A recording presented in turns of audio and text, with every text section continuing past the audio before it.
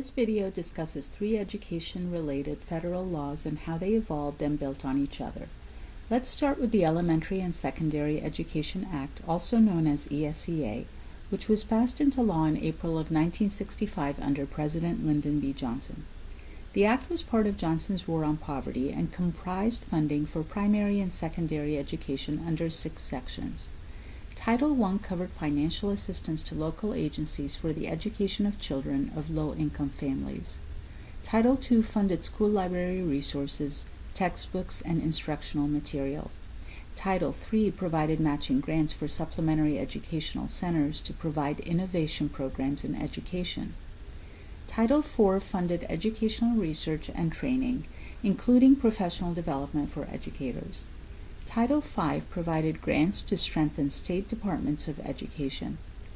Amendments to the law to provide aid to handicapped children and to fund bilingual education programs were passed in 1966 and 1967, respectively.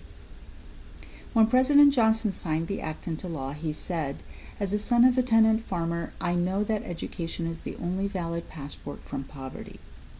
This act was far-reaching in its impact and has been reauthorized every 5 years since 1965. In 2001, ESEA was reauthorized as the No Child Left Behind Act, or NCLB, under George W. Bush. Under NCLB, there is a provision that requires all public schools receiving federal funding to administer a statewide standardized test annually to all students. Schools must demonstrate adequate yearly progress year over year as a condition to continue to receive public funding. Also, the Act requires states to provide highly qualified teachers to all students. Each state sets its own standards for what counts as a highly qualified teacher as well as what is contained in the statewide standard test. While NCLB has caused a great deal of controversy, its underlying motivation to have transparency and accountability in school performance as it relates to the most vulnerable students being left behind or left out is in line with the original ESEA's War on Poverty. In 2015, under Barack Obama, the Elementary and Secondary Education Act was then reauthorized as the Every Student Succeeds Act. This act continued the requirement for standardized testing that was part of NCLB, but the accountability and decision-making shifted from federal to state agencies.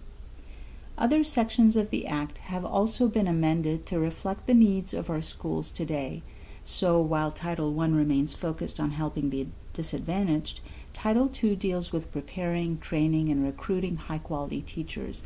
Title III addresses language instruction for immigrant and limited English proficient students, and so on. There is no doubt that future refinement of the Reauthorization Acts will continue to take place, and it's important for teachers to have a voice in those changes so that the day-to-day in-class experience is truly improving.